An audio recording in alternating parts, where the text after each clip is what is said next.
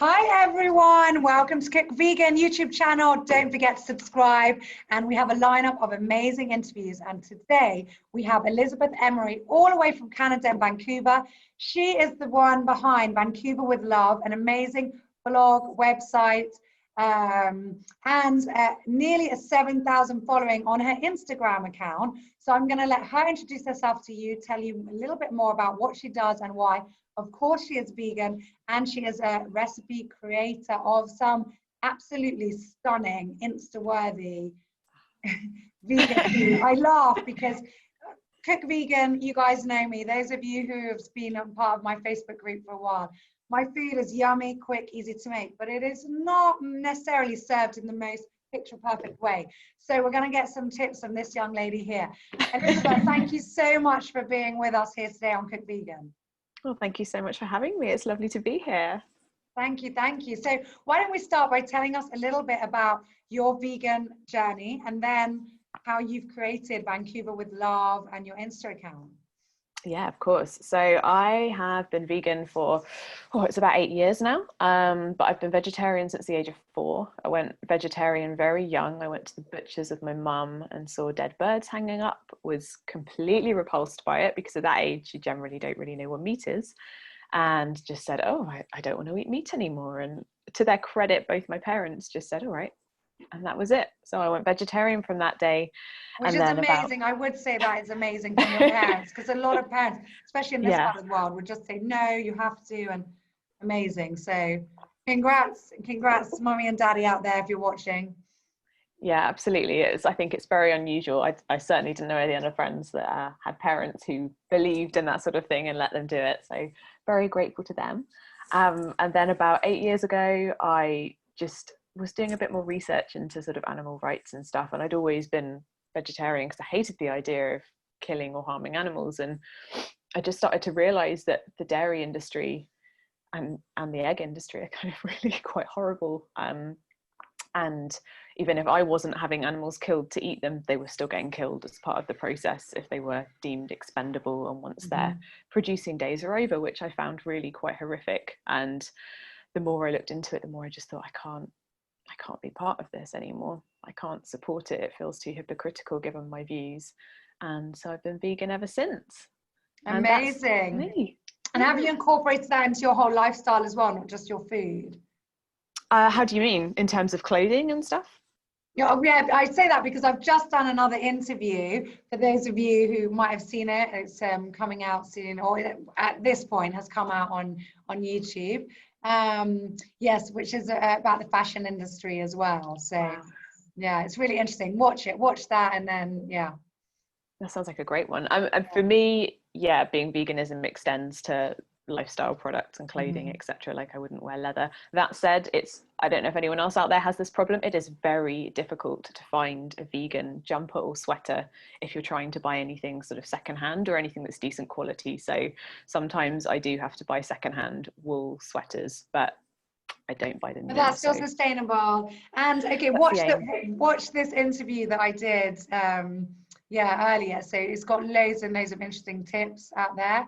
And it's with Sasha Camilli, who's a fashion editor. So it's really interesting.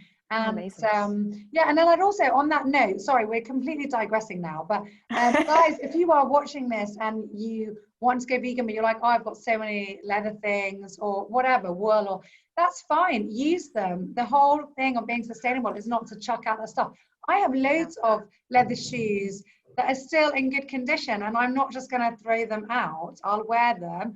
But whatever new I buy, I try then to look for vegan and sustainable alternatives. So on that note, can you tell us a little bit then about how you started your blog and your website and this beautiful, really beautiful, I don't have my phone here to show you guys, but just really, beautiful Instagram account. Thank you. Yeah, of course. So my partner and I actually, you can tell we're British. We moved to Canada about 7 years ago. And Vancouver with Love, which is my blog, was started primarily for us to show our friends and family what we're up to back home. So it was just quite a boring blog, really, of photos of what we were up to. And then you sort of realize about 3 months in that you've kind of got past the exciting stage of moving to a new country, and it's all about opening bank accounts and getting jobs, and suddenly that's not quite so interesting to your friends and family back home. So the blog kind of died a death. And after a few months, I just picked it back up. And it was around the time when, you know, other bloggers like Delicious Liella, people like that, Green Kitchen Stories, were starting to really take off with whole food, sort of health food blogs. And I just thought, you know, why don't I do that? I could do that. And I certainly have the experience. So I just transferred Vancouver with Love to being a food blog, and that's been it ever since. You never look back. No, never. I did it as a hobby for quite a while first. I've only been doing this full time for a couple of years now, but yeah, it's completely changed in that time. Amazing. And so I like how you call yourself a recipe developer. Is that, have I got that right? Yeah, recipe developer. Yeah. So nice. Oh, I might steal that slogan from you. Recipe developer sounds so much more interesting than recipe sharer. Or so tell us a bit about your recipes. Like where do you get your inspiration from? Oh, all over. So my recipes, they're obviously all vegan. They're all gluten-free as well. I don't eat exclusively gluten-free myself, but I do prefer to eat that way. And I found there was kind of a gap in the market really for creating whole food, gluten-free vegan recipes. There's a lot of fantastic like vegan baking recipes out there, like really great recipes, but there's quite a lot of I guess quite processed recipes, sometimes quite junky. Everyone loves a bit of vegan junk food, and I just wanted to focus on using natural ingredients. So that's kind of the sort of the stance that I come at from my recipes. They're also all refined sugar free as well, so I use date paste and maple syrup and things. So I kind of tick off those three sort of boxes: dietary requirements or allergens, what have you. And yeah, that's the main inspiration behind them. In terms of, well, where do I get my everyday inspiration? It's just from everything around me. I think we grew up cooking. Both my parents always cooked a lot, so there was no shortage of, you know, the odd sort of family recipe and stuff. And I've definitely adapted some of them for the blog. Which is so important. That's what loads of people, and it comes up on Cook Vegan over and over again. People say, you know, you don't have to be daunted or afraid of veganizing something or going vegan. What do you enjoy eating? If it's a stew that originally you grew up having that had beef in it, then just veganize it, put something else in it, have all the vegetables that were in it anyway, add some more, and it can still be that stew that's delicious. It can still, you know, you can make your mashed potatoes but use plant-based milk instead of dairy milk. You can make scrambled egg and use tofu, not egg. You know, you can, it's very easy to veganize. And personally, I love it. I love when my husband says, oh, he wants to eat, I don't know, something. And I'm like, oh, let me veganize that. Let me feed you. Yeah, I can do it. It's quite, it's an exciting challenge. And tell us about your Instagram account. Yeah, so I started that kind of in tandem, sort of alongside the blog. It was a while after the blog, I think, or it might have been around the same time, but it was terrible to start with. So on the Instagram account, I share the same. It's vegan, gluten-free recipes, but I kind of keep it a bit more, I guess, almost magazine-y. So sometimes I'll share tips, and it's a little more everyday. I spend quite a lot of time there between there and the blog. That's where you'll usually find me. And there's a lot of very, if I do say so myself, delectable looking food pictures, I hope. Beautiful, honestly, beautiful. Please tell me some tips on your, you know, our chef in the hotel is also a photographer.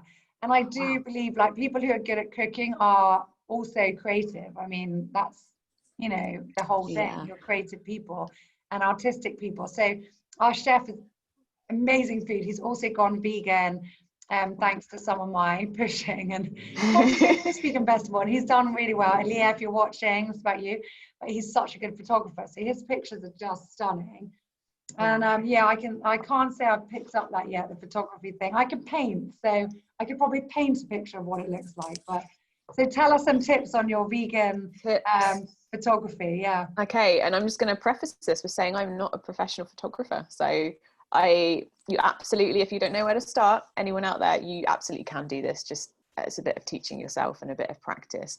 Top tip for me would be use natural light. I always photograph in natural light. I find it's much easier to balance the colors. You tend to get the best results, really. You kind of want to use sort of, ideally middle of the day on a slightly cloudy day, so that light's not too harsh, it's kind of diffused, and you'll probably get the best results with it then.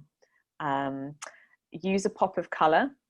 I find that's a really good tip, particularly if you're making like a lentil stew or something, because, you know, lentils, they just never look sexy really, do they? Yeah. I couldn't agree more. We made lentils yesterday. It's just like on the blade. Brown. Yeah. So like a pop of herbs or something, like a bit of green to just bring the colour out, or even like a sprinkle of red chilli, that type of thing. Anything to add a little bit of extra colour in there if your dish isn't already super colourful. And then I guess my third good tip for this is to use neutral coloured accessories and props. So all of my dishes and napkins and things like that, by and large, they're pretty neutral in colour, because I prefer to just let the food speak for itself, really. Oh my goodness, you've still got to speak to my chef. He always says this. And every time I'm ordering crockery for the hotel, I always want to, you know, splash out and go with these beautiful like plates. They're gorgeous. No, because it will take away from the food. I'm like, okay, and back to white. Yeah. White unfinished ceramics. Yeah, exactly. It's so funny. So tell us, what are your favorite vegan ingredients? What is something that if it starts running out in your kitchen, you start to panic? Oh, I'm almost embarrassed to admit this, because it sounds so vegan, and it'd be so boring. Kale. Like, oh, really? Kale. Yeah. Wow, okay, that is so vegan. I'm vegan through and through, but no, that is definitely not on my top 10 even. Ultra vegan. That is, yeah. I've actually said on this channel, like, oh yeah, and everybody thinks vegans just flick around a piece of kale. And here we go. This one does. Okay, so tell us why kale? Obviously, you know, okay, it's incredibly healthy, but I feel like I put it just in a lot of dishes, and I think, you know, being vegan, like I'm always quite mindful of trying to get enough iron and things like that, and it's a good thing to have in dishes, and I just really like the taste of it. So it's one of those things where if it starts to run out at home, I just start to feel a bit panicked that I don't have any leafy greens in my house. That is hilarious. I love it. I'll redeem myself with the next one if you ask me another. All right. Okay, so I'm going to the next.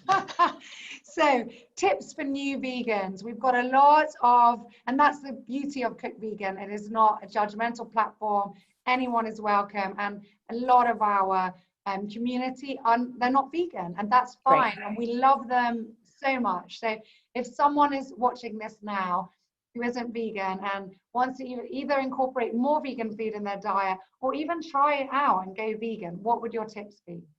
Oh, I think the top tip I could give for that really is just to like be kind to yourself and sort of go easy on yourself. It's not like, you know, I did the transition from vegetarian, so I had an easy start, and already like it was difficult.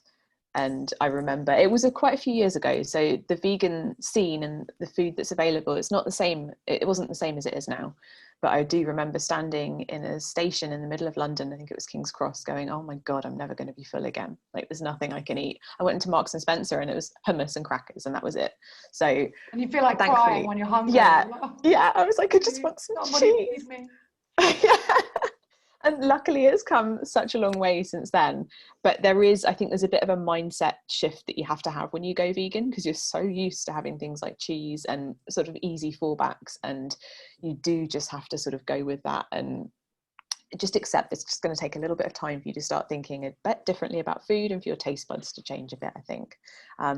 So yeah, be kind to yourself. And in line with that, as another tip, like make easy dishes. Like don't make it difficult for yourself. Like if you've, like you were saying before, if you've got old favorites that you love, just see if you can switch an ingredient out and swap something in to make it vegan. I think that's one of the most true. You're not supposed to be making suddenly, you know, rainbow cakes and difficult, you know, 20 layered vegan lasagnas, and then one don't taste great, you know.